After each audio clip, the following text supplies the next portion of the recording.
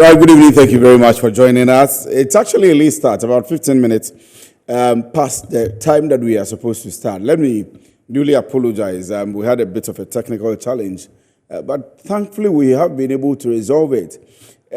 Tonight, we want to take a particular look at the Cedi depreciation. I don't know how many times you've gone to the bank or you've gone to even the black market to assess or to analyze the exchange rates. Not just for the dollar, but for the pound, for the euro, for the yen, for CFA, and for all the major currencies. We're having a challenge, we had a technical challenge early on in the studio, but we're having a challenge as a country dealing with the depreciation of the cedi against the major foreign currencies. Tonight, this is what we want to be analyzing. We'll do that, and in the second leg, we'll veer off into the energy sector. And so we'll be talking about some of the power challenges that we are having. I don't know whether you have stable power in your area, but we'll be analyzing what they usually tell us as the two major challenges in the energy sector. First of all is the financial challenge, and secondly is the technical challenge. So what we are facing currently, is it a problem of finances, or it is a problem of a technical, or that requires a technical solutions? If it is finances, what do we do? What are the exact challenges? If it is technical, what do we need to do? Do we need to add on capacity? And so on and so forth. Tonight, I have Dr. Suleimana Yusuf, who is an expert in the field of energy and, of course, finance and all of the economic issues as well. So we'll be asking him lots of questions, but we are laymen, and for the purposes of the laymen that are watching us, we would not want to be or to look as experts, but allow him to explain matters to us, break them down as much as he can, and then we'll do the interrogation. If you have any concern, you want to put them up on our phone numbers that we would scroll on the screen, especially if you have any question at all on the cedi. We'll try as much as possible to read them for you. If it's on the energy as well, we'll try as much as possible to read them for you. Doc, good evening. Thank you very much for joining us. Good evening, Afri. It's been a long while. Yes. And I hope you're doing well. I'm good.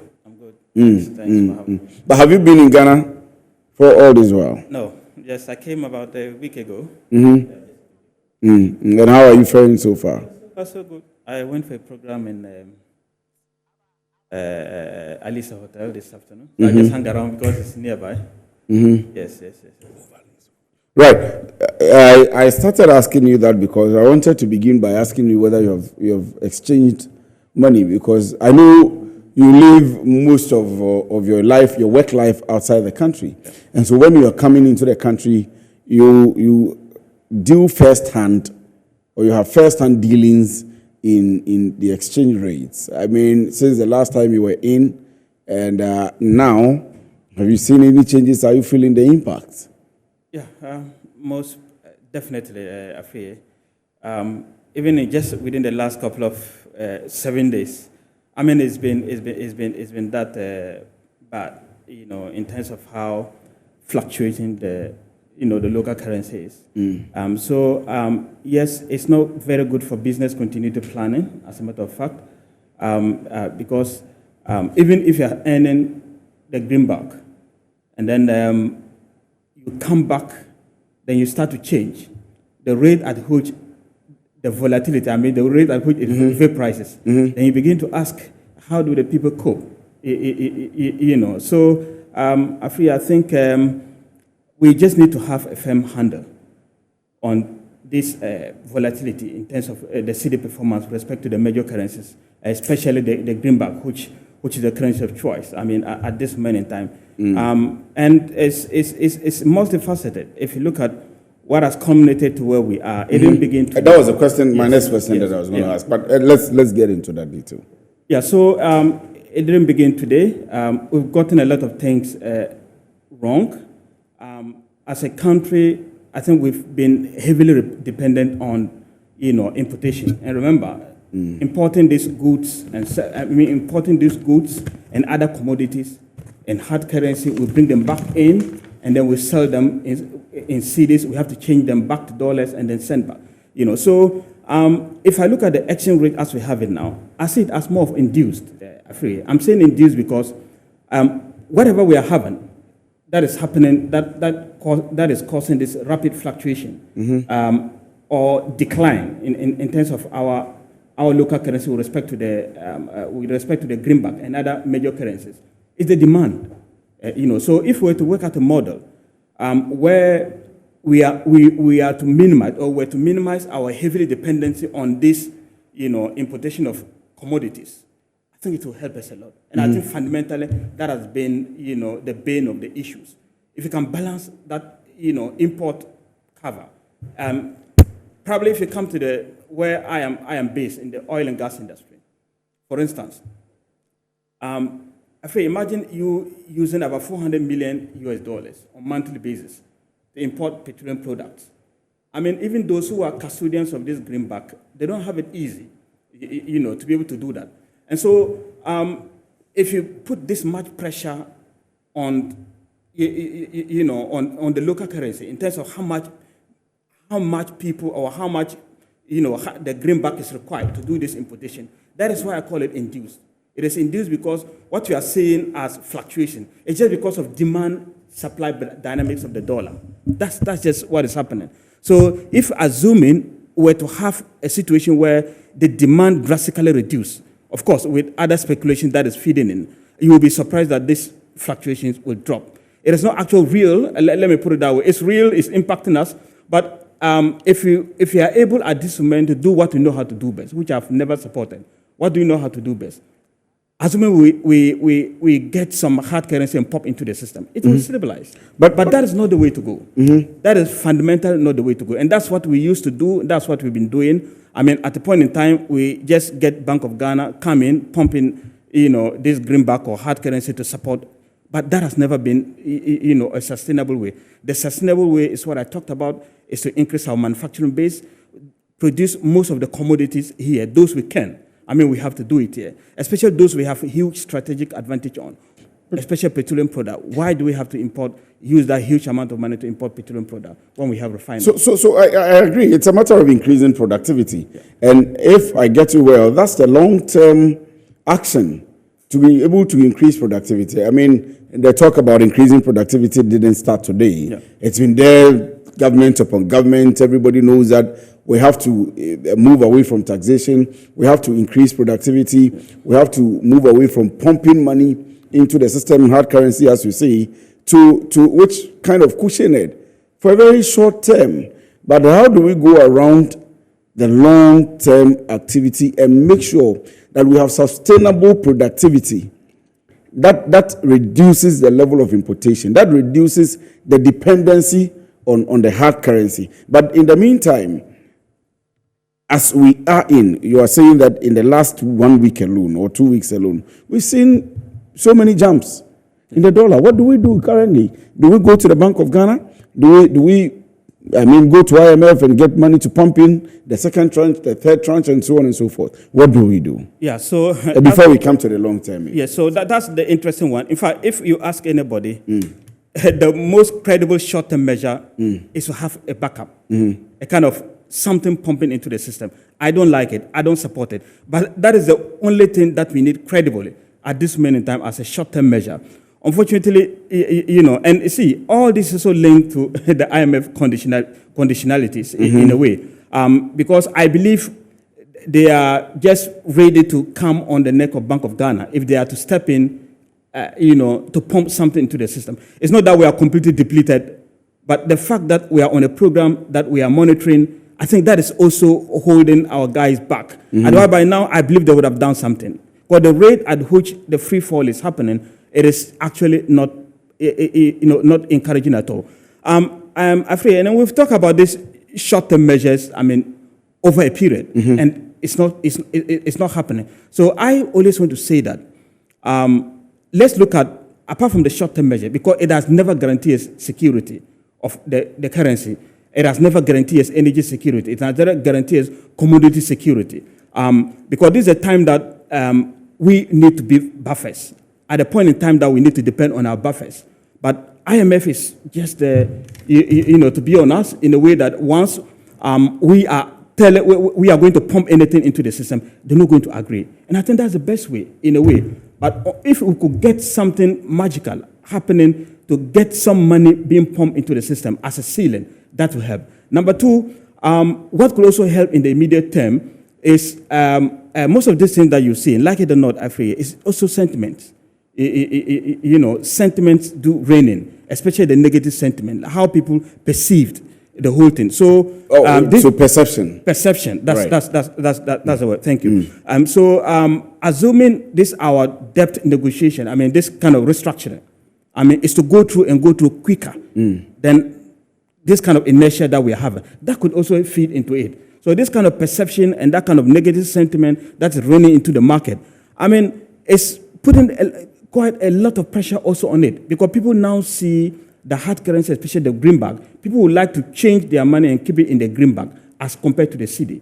Because if the cedi is making this free fall and you keep, keeping your money in cedi, I think it's highly disadvantageous. That is not good for the entire economy. So, short-term measure, we just hope that something magical can happen with respect to that kind of debt negotiation, because they all feed into the picture. But after I'm not very comfortable to always prescribe these short-term measures, because they are always dressing the wound. Mm-hmm. They are not sustainable. Mm-hmm. We've done that. Look at how many times that we've gone to IMF. Mm-hmm. 17 times. Mm-hmm. It means that our economy has been living on IMF support. Yes, exactly. And that is not good. Exactly. So that is why we need to change the fundamentals.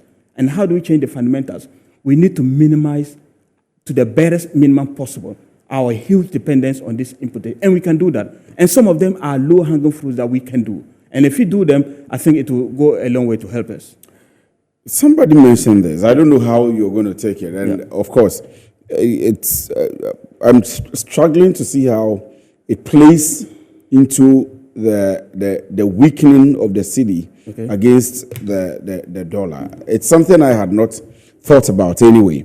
The person mentions politics and the fact that government doesn't have absolute control over the cedi, i.e., we have kind of a hunk parliament, things that are supposed to flow in the system. So the person cites, for example, the e-levy, which was met with stiff opposition. The person cites some measures government wanted to put in place that it did not have its way because of the nature of parliament we have. And the communication around it, and I bring this up because of the issue of perception that you raised, which we know affects economies very well. And so we are in an election year. Ordinarily, when we get into election years, governments are able to pump monies and things begin to free up. There is money in the system, flow in the system. But now you're not getting those approvals. Yes. And so you are stiff-necked. You can't take decisions. And that's affecting the currency.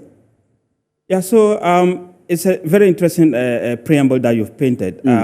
But if you ask me, I don't really buy into the idea that because of decisions of parliament or whatever. To some extent, maybe minimal. But what kind of parliament decision that will come to play, to not let you run your local refinery? These are the low-hanging fruit I'm talking about. Right. I agree. Yes. So it has nothing to do with parliament approval or parliament not approval. Those things are politics in a way. If you want to, put everything on the fact that because the parliament is hung and so decisions are not being made, decisions are being delayed. On the contrary, I think with this kind of parliament we have, there's a lot of scrutiny, and probably we will not have things just passing under the carpet. Have carpet, blanket approval of things that come onto the table.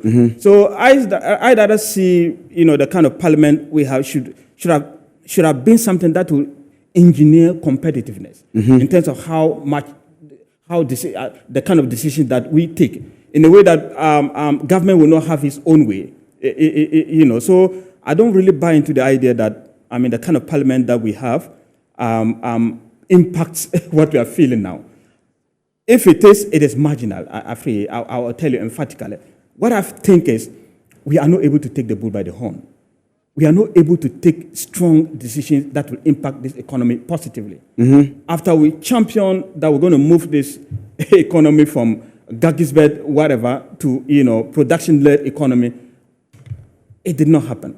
And what comes to mind is the fact that yes, we are going to champion one district, one factory. That is building from scratch. But what about factories that which are already in place, that need to be empowered to be running? Especially those that can impact. I'll tell you something, Afi. If you look at our import bill, let's leave all other commodities aside. Petroleum alone, it is about closer to almost 20% of the entire import bill. That is phenomenal. That is huge. If you had to work out a model, gold for oil tried to do that. Beautifully it started. It is struggling. It is not delivering the goods because you can clearly see what's happening now. If you can work out a model where even just at the petroleum side, we can have a robust and highly resilient local refinery. I can't fathom why this day and age, at this era, when Ghana was not even having crude oil, when Ghana was not even producing crude oil, the refinery was running. So if you ask me, rather, that's where I think politics even feeding into the problem that we have. That we should be able to take the bull by the horn and take policy initiatives that will make for example, the thermal oil refinery be on its feet. That's it. That's actually what we need to do. And that's not all. Valco is there, but I'm just picking Tor. I'm zeroing it Tor because of the way it's intricately linked, to the inflation that we have now. This inflation that we have now, like it or not, a lot of it is from petroleum products. See, if you have high petroleum product, if you buy petroleum at the pump with high prices, that has cascading impact on every goods and services that you have. Commodities are and the prices have been increasing. Even effective today, there is a new price. And the interesting thing is that you know why the price is increasing? Unfortunately, it's not even about the international dynamics. And that's why I found it very unfortunate. If you look at the things that should allow petroleum prices to increase at the pumps, there are three categorically. One would be the taxes. Yes. Number two would be, this exchange rate dynamics. And then the 10th component would be, how much the commodity sells within the international space. The U.S., which is the biggest economy as we speak now, for the fourth consecutive time, pump prices have been reducing. Why?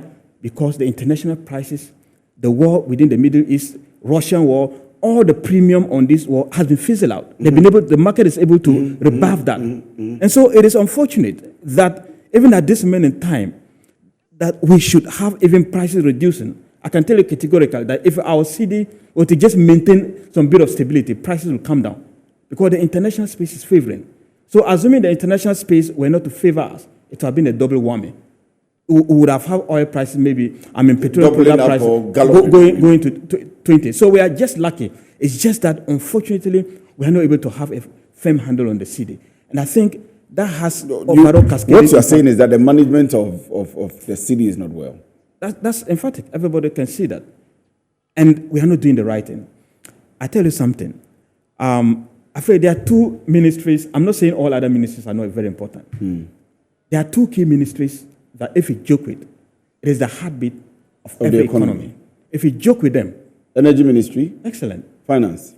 You hit the nail right on that. I'm not saying education. I'm not saying health.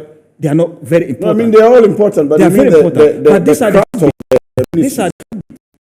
And I can tell you that we've gotten it wrong in these two areas. We've gotten it emphatically wrong. We can't tax ourselves out of the problem that we have.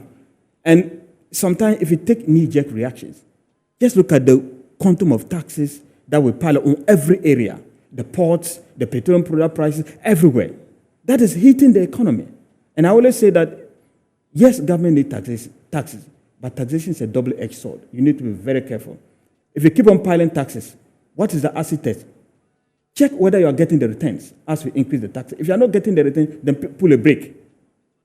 If you keep increasing the taxes and you are not getting what you are trying to get, there's a problem somewhere. It means that either it's just overwhelming on the people that they can't pay, or people are bypassing that. So we are in difficult times. We just hope that pragmatic steps are taken. I hope this kind of negotiation, the debt restructuring or whatever, with external creditors will go smoothly and go faster. If you do that fastly enough, I believe it will also feed into the stability of the cedi. But as we have it now, it is very difficult to see where the stability will come. But I'm hoping and being optimistic and positive that, of course, something positive will come. And if something positive comes, then we arrest it. Then we go back to the fundamentals and support, our production base, because that's where we can drive our competitive advantage on. Okay. Nana Adu in Ahafo Goso says, Cedi depreciation has been a sequential challenge to our economy. What are the factors or strategies that the current government deployed in addressing this challenge? Are they long-term or short-term, and have they failed or what? Yeah, so abysmally, unfortunately, they have failed.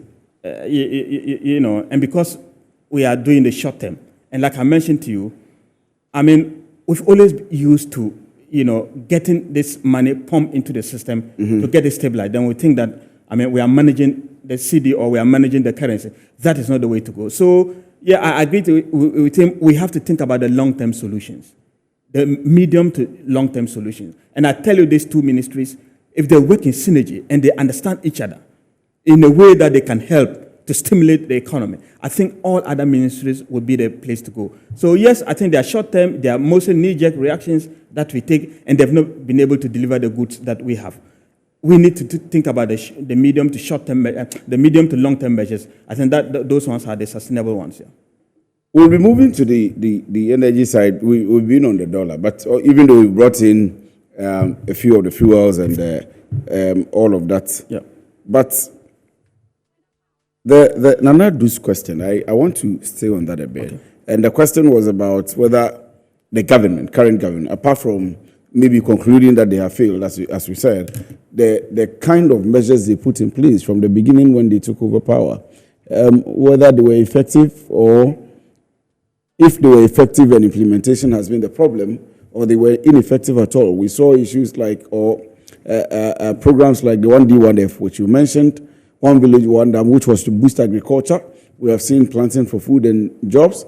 Everything towards productivity, everything towards self-sustenance, rather than over-dependence on importation, and even the boosting of the local economy through the Association of Ghana Industries. We've seen after coming with the headquarters of after here in the country, providing ready markets, off-take market for small and medium-scale enterprises and all other businesses. And we are still struggling in this way. What is the problem? The problem is implementation. We've always gotten it wrong. We've had these things that you've mentioned. These are all beautiful. If we are to do them as slogan and then we go to implement them to the latter, and implementing them to the latter means that supporting, how they triumph, how they can survive. We've talked about one D, one F, one dam, whatever, and then all other programs that we talked about, including Gold for Oil, Africa. These are all beautiful programs. But if you look at the implementation modalities, it's always been the problem. We've not put our shoulders to the wheel to get them implemented. Because for one district, one factory like this, what incentives have you provided for the industry to take off? Even those that are mentioned as low-hanging fruits, the existing industries. I've always talked about the fact that, especially at the time we're talking about, a petroleum hub. I said, this is a beautiful idea. But if you look at petroleum hub, what comes together to make petroleum hub is what we already have. The refiners, the depots, and we have everything that makes it. Everything. That requires us to. Then we are talking about petroleum hub. Beautiful idea. But this aggregate of this, segmented value chains or industries that we have not been able to put together to deliver, good, to deliver, positive results for us, then that becomes a problem. So I believe implementation modality is always a problem. And we are so excited on championing them as programs that is beautiful on paper, but when it comes to implementation, and the implementation, I believe we haven't had the political will. For instance, when they ask me, what will it take for a refinery like Total to run? I'll tell you that it will take the presidency to let it run. The presidency? Oh, yes. Or the energy minister. See, if the president give an instruction and tell energy minister that I want Tema Oil Refinery to run, regardless of any other thing, can tell on authority that the refinery run, then give them. You think the president hasn't done that? But why is it not running? With all the challenges that we've seen with toll. Why is it not running? Then, I believe that can work. We've seen statements from the Senior Management Association of Toll, Junior Management Association of Toll, talking about a mirage or a number of issues. And I'm wondering whether the president hasn't told the minister from 2017 till now, I mean, there are two different ministers that have headed the ministry, that we need toll to run. So if the president has done that and toll is not running, then he has to take the energy minister on. That is why I'm saying that. I'm just doing it by extension. Of course, I understand. Yes, if the energy minister, if the presidency tells the energy minister that, I mean, I want toll to run regardless of whatever that you need to do. See, we are not convinced that toll is key to energy. We are just saying it by mouth. That's the whole thing. That's why I'm saying that it will take the highest political... We are aware there is also a financial requirement in capitalizing toll. I mean, for the technical end and all of that. I mean, there is still a financial requirement. Perfect. What does it require for a refinery or, a refinery like toll to run? Two issues. The internal issues and then the external issues.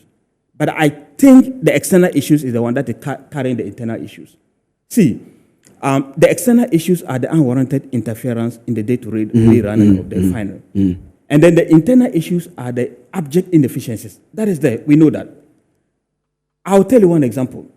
Somewhere in the 2016, the refinery made an attempt to run, where probably they got about 2 million barrels of crude oil into the refinery. Somewhere, Kufuor era, the entire era of Kufuor, somewhere 2006, thereabout, I was there in the refinery. Even though Ghana didn't have crude oil, the refinery ran throughout. So I'm saying that because, I mean, if there is the highest instruction from the topmost level, and maybe I think those are the sector they haven't convinced the president enough to know that refining is key to our energy security. If they haven't done that, then you may not be able to take the president on. But if probably the president is seeing that and is getting convincing information that refining is key to our energy security, we can't continue to depend on full importation and expect to have a pressure relief on our currency. It can never happen. It will be difficult. And we have to take a cue from Nigeria. Nigeria is building a huge refinery, and even their old refineries, they are bringing them back on stream. Why? Because they've seen the light. That if you keep on depending on, putting pressure on this, your local currency, with this importation or import-driven economy, it's not going to deliver its goods. So I see the external impacting toll more than the internal, or the refinery more than the internal. The good thing is, government has facilitated, which I give them credit for the coming in of a private refinery like Sentio. It's early days yet, but we hope that Sentio can deliver the goods. If they can ramp up production, to ensure that, if not even all, even if 50% of over this 400 million, we're able to do 200 million.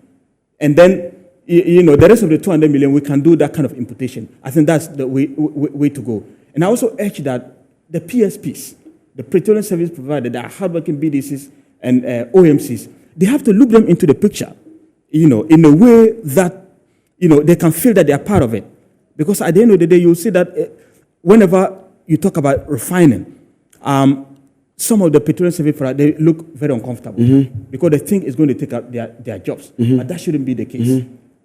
That should never be the case. We should have a model whereby we can loop in these players. Going outside to buy the product and you are buying it here, it will give you a lot of competitive advantage. But I can tell you that the politics are huge. It's not the way we see it. The kind of interest that is at play in terms of finished product importation, in terms of getting refinery to run, it is huge. That is why I'm saying that if you look at why Nigeria has been able to have a private refinery coming, it is a political atmosphere. It is, the support of the political class that will enable or that will engineer a refinery to come to being. Other than that, it's going to be difficult. And you talk about the finance. That is key. And that's actually why we need a partnership for toll or for a refinery to run. How many times have we tried to do that? And it's always been falling flat. At this moment in time, government should have been able to get a partner to partner with Tor. Because for two reasons: number one, to inject that efficiency that we're talking about, and number two, to ensure that we dilute this kind of interference that I'm talking about. And if they inject that capital and that kind of efficiency, I believe we'll have a better place. And I can tell you also on authority that Tor will have far better, more competitive advantage and impact on the pumps, far better than Cinto. Than all right. So I think government has to look into that and ensure that, where we have the low-hanging fruit, we have to do that and do that efficiently. Yeah. There is a story on PDS, and I'm sure you've read it, and what the former president is saying about it. This is the bottom line. I'll take a quick break. When we come back, we'll take the next maybe 5 minutes or 10 minutes to go through that. And this is the bottom line. My name is Kwesi Free. Of course, you want to stick and stay with us. We'll be right back.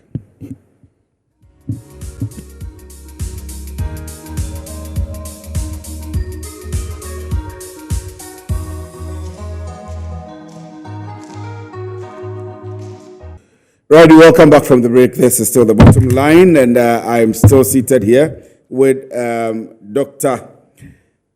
Ibrahim. Right, Suleimana, Dr. Suleimana. I've referred to him as Ibrahim quite a number of times, and he's the man on the energy. And I'll read a story to him, and we'll try and see if we can do maybe 5 or 10 minutes maximum analysis of the story, and then we'll move on. So this is coming from GH Extractives. It says, my administration will ensure thorough investigation of the PDS scandal. And this is as of last week. The story is disheartening to learn that the $190 million we negotiated for private sector participation in electricity distributed under the U.S. Millennium Compact has been lost due to the Nanado and Baumia corrupt and chronistic governance practices. There is Yenchendi there, corrupt Yenchendi and chronistic. This is unacceptable, and we deserve better as a people. As I gear up to assume the presidency in January 2025, thanks to your votes and endorsement in this year's election, I want to assure you that I will work diligently to ensure or to enhance private sector efficiency in the electricity distribution system, including metering, revenue management, and fault response. So take note of the particular words that are rife or that are running through. Metering, revenue management, and fault response. If you have followed us on the bottom line, you'll realize that these are matters that we have been discussing for quite some time. Not consistently anyway, but intermittently it comes up. And these are issues that we look at. We ask questions about how the Electricity Company of Ghana will be able to mobilize revenue. So it's not a problem of the VRA, the ECG, and the IPPs only, but the attitudes of Ghanaians, those who are stealing power. Let me use that term. The faults also in the system. So those stealing power, I was doing a private analysis with someone, and I was talking about not just customers who are mounting their air conditions and not going through the power lines, but also the people at the top of the ECG. Well, we'll get into that. The issues of faults, and then the everyday change of meters.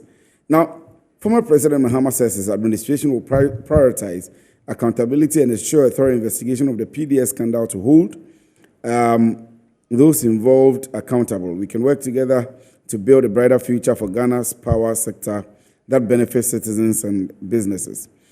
The background to this, and this is because there's been a report of the Millennium Compact that's been cancelled by the U.S. government. So the background to the whole of this and the issues about the ECG, which has come up now, is that the Millennium Challenge Corporation has confirmed to one media house, which is Joy News, that despite the prevailing power crisis, it has no immediate plans to work again in Ghana and has completely closed Ghana's Millennium Challenge Compact. In March 2019, Ghana was on the verge of receiving crucial funding of some $190 million aimed at the long-term sustainability of related infrastructure investments and financial recovery of the energy sector as part of a second tranche of the MMC Power Compact. However, owing to a botched 20-year concession agreement with Ghana's Power Distribution Services (PDS), where PDS was to assume the operation and management of the staff and assets of Electricity Company of Ghana (ECG), the U.S. government halted the transfer of the funds, stating that private sector participation was a central reform under MCC's Ghana Power Compact. Now, the U.S. government had indicated at the time that it was looking forward to continuing to work together with MEDA and the government of Ghana to implement the remainder of the Power Pact or Compact. In the wake of Ghana's resurging power crisis, experts have called for liquidity support for Ghana's energy sector, which is reeling under a debt to independent power producers in excess of 1.5 billion. I would leave the rest, which involves the PURC and how they are regulating the sector and so on and so forth. And Doctor, I'll come straight to ask you. I'm sure you followed the PDS. I don't know if I should also call it a scandal, but I mean that's the general name that we're giving it. The entire the occult and all the issues that have come up, resulting in MEDA and of course MCC specifically now saying that they are no more going to partake in the entire power sector agreements in Ghana. I mean, for you as an expert, how do you take that? That's very unfortunate, especially at the time that we needed that most. So if you look at what we are facing now, I feel it's culminated, it's emanated from deals like this kind of compact that didn't go through. Now, if you notice, somewhere when we're having generation problems, and then we managed to introduce the IPPs into the system, although with their own problems, especially the kind of agreement that we signed with them, I had some problems with that. However, they were able to deliver the goods, creditable. And so at the point in time, we didn't have issues with generation. So we thought that if you had a credible private partner to partner with the weak link within the value chain, and when I say the weak link within the value chain, everybody knows. The value chains have there are three components. We have the generation component of it, we have the transmission component of it, and then we have the distribution component of it. Among all this, the distribution has been the bane of the issues, I feel. And so why I call this as unfortunate is the fact that if we actually had the opportunity to have a private player who is efficient enough to partner with ECG, two things will happen. Number one, it will inject the required capital because ECG needs that in a way. And number two, it will improve the efficiencies within the day-to-day running of ECG as much as possible. So that's why I say it's a huge loss. It's a huge loss because if you look at why we have what we have now, power being supplied to a component, a particular stream, which is the distribution stream, and about 25 to 30% cannot return back. That's a problem. And you talked about power theft. I feel you need robust infrastructure to prevent that. And for changing people's behavior, that is going to be very difficult. You cannot say people shouldn't. That is not the right thing to do. Let me put it on record. Not about the behavior, it's about the systems. Excellent. You don't expect people to behave that way. We need to make the system very robust. And how do you make the system very robust? Will you believe that even at this moment in time, we have 2006 meters, 4-time meters still in the system? We have postpaid meters still in the system. So I agree with the, Muhammad, that if he comes and he's able to do that, where I see ECG as a place where we have a huge financial thing is the metering system. And I also recommended the fact that we have to have something called FIT, Fast Intervention Team. Now, if you look at the rate at which we respond to faults, that is also a financial thing, but we don't know. So if we actually had this kind of, investment that goes into the system to make, the distribution component also robust and resilient and buoyant at the same time, this kind of problem that we have, because the problem that we have, even though people want to say it is technical issue, even if it's technical issue, it's induced by financial, because we haven't invested into the system as much as possible. And let me place it in record that In recent time, ECG have done creditable well, and I always congratulate them for this step that they, especially the cashless thing that they're going. But I say that if you want to go cashless, and you have other components that work against the cashless modalities, it's going to be problematic. And what are those that work against the cashless modalities? Is the kind of porosity in the metering system. That is where we have a huge problem. At this moment in time, we don't have any business to have those kind of meters in the system. And the reason why I'm saying that, in the advanced world, some of them still have the postpaid meters. But they have structures in place to be able to track and make sure that they work and work efficiently. Our part of the world, I think what will deliver the goods is to have a state-of-art metering system that cannot be tampered with. We have to gravitate to a point, I feel, that if you have a meter being tampered with, ECG independently at their offices can know that a meter has been tampered with. If you don't do this, it's going to be problematic. Now, with respect to the PDSDs, why did they fall flat? It's unfortunate that when people are sent to do negotiation, I always say that, if you're a government official or whatever, then you will lead a negotiation. Please think about the nation first. Don't ask what is there for you at this moment in time. If you do that, I think we're going to have it wrong. And the reason why PDS fall apart is actually part of the problem where, parties don't live up to their expectation. Because if you want a majority share, remember, if you want majority share, there's an obligation to that. You need to come with something on the table. So what I say is, if you want to have a private player, we should have a private player. I always use a term like, we shouldn't have a private player that will come to be parasitic on the system. And when I say parasitic on the system, you don't come with empty hands without anything to put on the table. If you don't put anything on the table and you come empty handed, yet you want majority share, it's not going to work. So, going forward, we have to learn from what happened, why PDS couldn't work. And because probably we didn't do the right thing. And the reason why we didn't do the right thing, because we came empty-handed and expect to have majority share, that could not be. In 30 seconds, let me allow you to answer this. From Osman in Tamale says, good evening. Please, I think your guest's opinion that government has failed to curb the depreciation of the cities is not factual. The fact is that government has not been able to do it because of COVID-19 pandemic. Until government encountered the pandemic, the economy and other sectors of the country were moving in the right direction. Depending on where you stand, there is a distinction between failure to do and inability to do. Osman in Tamale. 30 seconds. In fact, my time is up, but let me give you. Yeah, so Osman is entitled to his views. A lot of people will understand that we really have challenge. Yes, COVID-19 could have fed into the situation. It's not only Ghana that we're not the only people who were impacted with COVID-19. So I think we could have done better. It's not only COVID-19, but we could have done better in the management of our currency. Dr. Suleiman Yusuf is an energy expert. Thank you very much, Doc, for joining. I don't know how I end up still referring to you as Ibrahim sometimes. It's fine. Dr. Suleiman is an energy expert, and he's been with us tonight. Going into the details of the energy crisis and then, of course, the crisis with the city. My name is Kwasi. This has been The Bottom Line, and we've been available on all the social media platforms. Thank you very much for joining us tonight and your text messages as well. Good evening.